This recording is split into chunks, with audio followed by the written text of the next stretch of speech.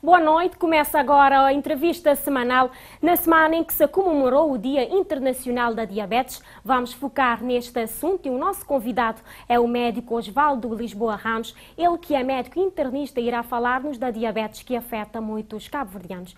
Obrigada desde já por ter aceito o nosso convite. Boa noite. Boa noite. Doutor Osvaldo, pode contextualizar-nos o que é a diabetes? É uma doença metabólica, como se disse, que resulta de uma ação ineficaz ou de uma ausência de ação mesmo de insulina por um de dois mecanismos, ou porque o organismo tem uma situação por doença originária a nível do pâncreas, de incapacidade de produzir insulina suficiente para garantir os efeitos de gestão metabólica, como eu disse, dos hidratos de carbono, não só mas dos hidratos de carbono, sobretudo a nível do organismo, portanto, por falta de insulina, em alguns casos, por um pâncreas que não produz insulina, ou noutras situações, por haver alterações do efeito e do papel e do funcionamento de insulina a nível não pancreático, já que nestes casos o pâncreas produz pelo menos alguma insulina, mas que na periferia, ou seja, nos tecidos, nos órgãos e nos sistemas do organismo, já não tem uma ação adequada, uma ação eficaz. Acredita que a mudança do modo alimentar tenha estado na origem do desenvolvimento da diabetes? Sim, a diabetes tem uma componente civilizacional acentuada. Nós não sabemos como é que era o passado aqui em Cabo Verde. Estamos a ter o conhecimento da doença de há uns tempos para cá, imaginamos que já existia, naturalmente, mas repare que mesmo em Cabo Verde, sendo um país pobre, que é o nosso caso, temos, no entanto, uma situação de abertura muito grande para o mundo e vários hábitos e aspectos, enfim, quer culturais, no sentido lato, quer até a nível alimentar, inclusivamente, contribuem seguramente para que o risco de doença aumente, também associado a mudanças não necessariamente boas de hábitos alimentares. E já adiantamos um pouco a outra questão, a questão da mentalidade. No seu ponto de vista, como está a mentalidade das pessoas relativamente aos riscos e tratamentos da doença em Cabo Verde? Eu sinto que há um interesse pelo conhecimento da doença, pelo conhecimento de vários aspectos ligados à doença, à sua prevenção, ao seu tratamento, enfim, eu tenho essa ideia. Agora, eu não sei se isso tudo me permite fazer uma apreciação rigorosa de qual é a situação da mentalidade. Dr. Osvaldo, o número de diabetes em Cabo Verde pode ser maior do que se conhece. Quais os planos oficiais que o Ministério tem para o maior controle da doença? Bom, existe, segundo dados publicados pela Organização Mundial da Saúde, são dados já de alguns anos, estamos a falar de 2007, se estou a falar bem. Segundo esses dados, havia a estimativa de haver cerca de 12% da população cabo-verdiana com doença. Ou seja, se nós somos 500 mil aproximadamente, isso há de corresponder, assim, em números gerais, a cerca de 60 mil pacientes. Eu não posso dizer-lhe categoricamente qual é o número de pacientes que estão cadastrados nos sistemas de saúde, nos sistemas estatísticos e de registro estatístico e epidemiológico do país. Porém, me parece que o número de pessoas que estão a ser seguidas, mesmo a nível nacional, isto é uma impressão pessoal. Eu assumo a responsabilidade pessoal só de dizer isso a nível daquilo que eu penso. Estou convencido de que a população conhecida como diabética está muito longe de corresponder à população total de diabéticos do país, ou seja, provavelmente a maior parte dos doentes não sabe que está doente, ou seja, não tem o diagnóstico feito ainda, por isso é que é importante. Eu estou convencido que as autoridades têm tudo isso em atenção, inclusivamente existem programas que estão a ser cada vez mais intensificados nesse sentido, nomeadamente mais recentemente, porque tenho conhecimento de medidas que o Ministério da Saúde, concretamente, tem preconizado recentemente para melhorar toda esta situação, quer em termos de conhecimento melhor, mais detalhado do que é que se está a passar, em termos de doença, da sua, enfim, prevalência, da sua da distribuição pelas ilhas, quer em termos de propostas de tratamento.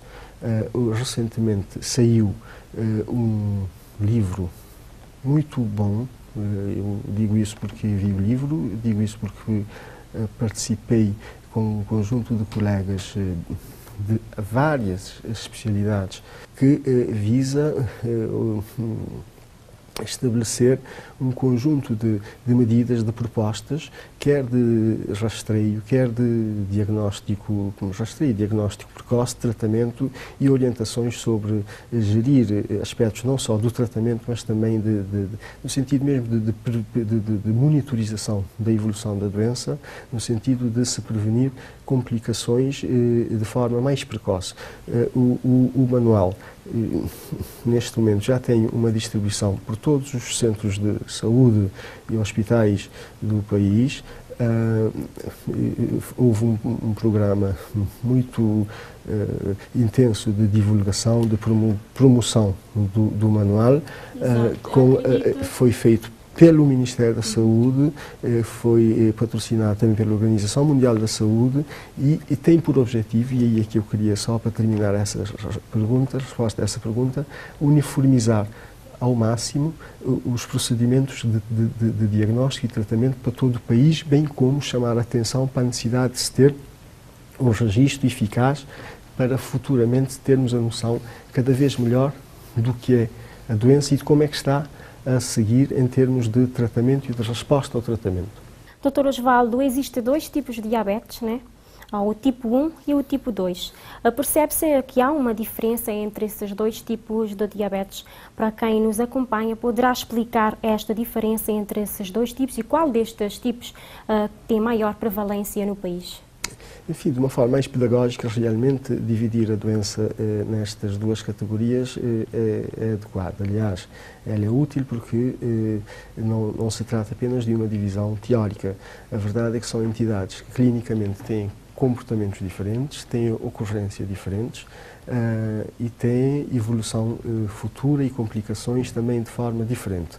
Ou seja, fala na diabetes tipo 1. A diabetes tipo 1 é uma diabetes que habitualmente e que classicamente é conhecida como diabetes de início precoce ou diabetes juvenil, na medida em que é uma situação que aparece de forma mais ou menos súbita, quase sempre no contexto de uma reação do organismo por mecanismos que medicamente nós chamamos de imunológicos ou autoimunes, se quisermos chamar assim, e que a pessoa, muitas vezes em que a criança estava bem e de repente adoece e durante a doença se percebe que a criança ficou, ou o jovem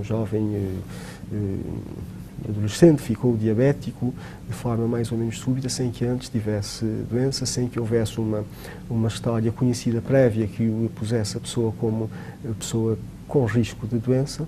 Previamente não havia uma história familiar, não havia, enfim, não havia alterações alimentares prévias ou outros fatores de risco que contribuíssem para isso. Habitualmente é um pâncreas que é adoecido de forma súbita por um mecanismo autoimune, resposta a mecanismos que medicamente são mais complexos e mais difíceis de explicar aqui. Habitualmente é uma doença que acontece mais cedo e tem um seguimento diferente. Habitualmente o tratamento é feito com insulina para o resto da vida.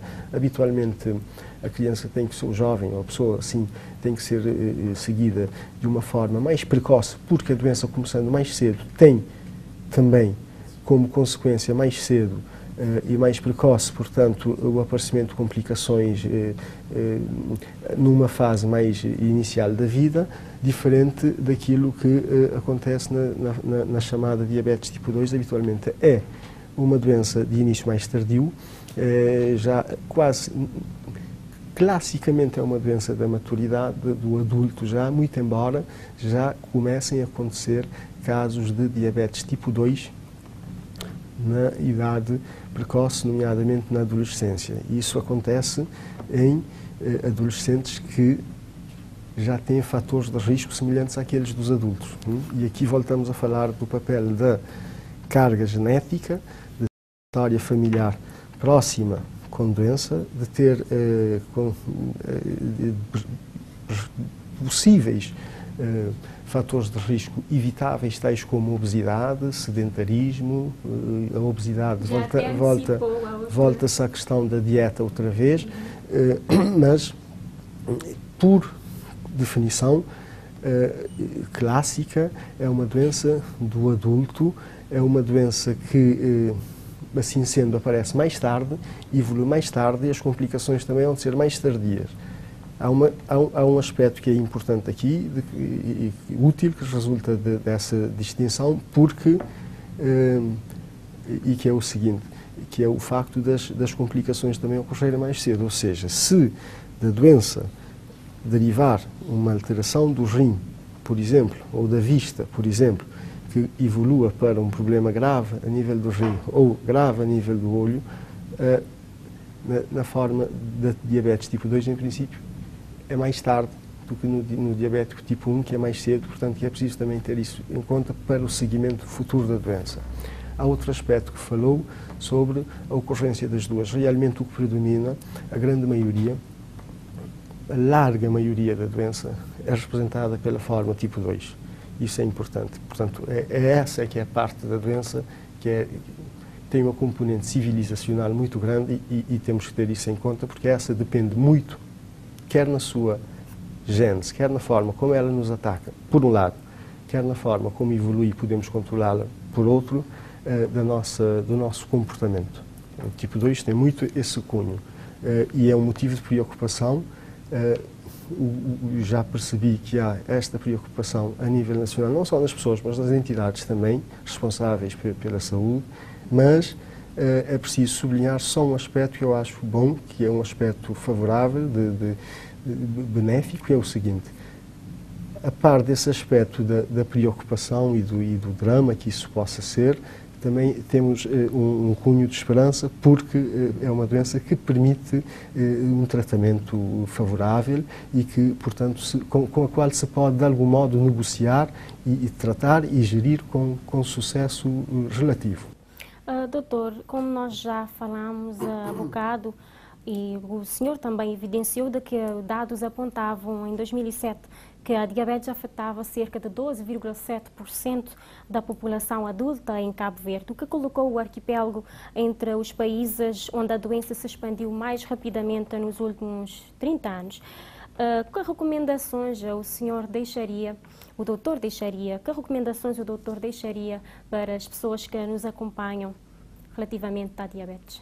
Fatores de risco podem ser considerados modificáveis, outros não. Ou seja, quem é da raça negra, ou afro-americana, ou índia, por exemplo, sabe-se que tem maior propensão a adquirir a doença do que, por exemplo, a raça branca. Isto é um pormenor que não depende da pessoa. A pessoa nasce assim, nasceu assim. Quem tem familiares em primeiro grau ou até segundo grau com doença, também tem maior propensão para vir a desenvolver doença e, portanto, isso depende da sua carga pessoal de nascença com a qual tem que conviver. Por exemplo, se a pessoa tiver o azar de ter outra doença grave que, de algum modo, interfira com o funcionamento do organismo no sentido de favorecer a diabetes, ou porque a doença é assim, ou porque o tratamento para essas doenças podem ser provocar fatores de risco para a diabetes, também acaba por ser um problema que é preciso gerir e aceitar de algum modo, mas sobre o qual depois se pode fazer menos. Mas a par desses aspectos não modificáveis ou de modificação mais difícil, temos fatores de risco que são modificáveis e sobre esses as pessoas podem interferir com muito sucesso, provavelmente com menos esforço do que se pensa, nomeadamente por intermédio de medidas simples. Focamos aqui 2 ou 3 pilares essenciais: a alimentação, portanto a dieta é importante, a prática de exercício físico, também se sabe que é importante, o sedentarismo está muito ligado ao desenvolvimento da doença, exercícios de várias ordem, quanto mais não seja simples caminhada diária, é muito, muito, muito preventivo. E depois, tratamento de outras patologias que são consideradas de possível gestão e, portanto, de modificáveis de algum modo. É o caso do tratamento da hipertensão, por exemplo. É preciso ter-se atenção àquilo que se chama o colesterol, a dislipidemia. É importante. Sabe-se que o consumo de álcool e o tabagismo são medidas que são situações também que estão associadas a risco não só da doença, como de agravamento das complicações da doença quando elas aparecem. Portanto, também são fatores modificáveis. Todos esses fatores são muito importantes. Em Cabo Verde, o que eu tenho ideia de que a alimentação tem que ser repensada. Obrigada, Dr. Osvaldo, por esta conversa muito esclarecedora sobre a diabetes, e fica aqui o nosso apelo no sentido de cuidar mais e melhor da sua saúde. Para si, boa noite. Obrigada mais uma vez por estar connosco. Foi mais uma edição da entrevista semanal, hoje com o médico Osvaldo Lisboa Ramos. Boa noite.